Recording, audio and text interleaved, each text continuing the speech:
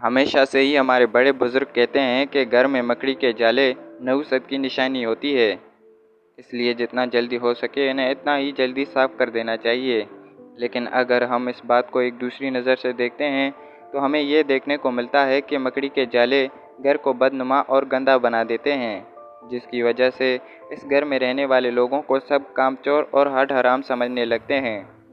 वैसे तो मकड़ी के जालों को साफ़ करना एक बेहद मुश्किल काम होता है, लेकिन अगर आप इस तरीके को इस्तेमाल करके इन्हें साफ़ करने की कोशिश करते हैं तो ना सिर्फ आप इन्हें साफ़ कर सकते हैं बल्कि इन्हें दोबारा बनाने से भी रोक सकते हैं।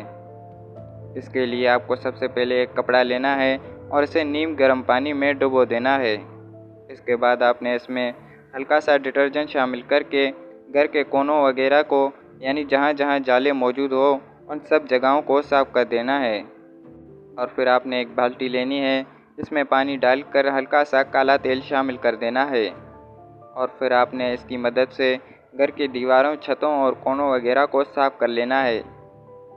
इसकी मदद से ना सिर्फ मकड़ी के जाले ख़त्म हो जाएंगे बल्कि वो इन्हें दोबारा भी नहीं बना पाएंगी। इस तरीके को इस्तेमाल करके आप अपने घर को हमेशा के लिए महफूज रख सकते हैं।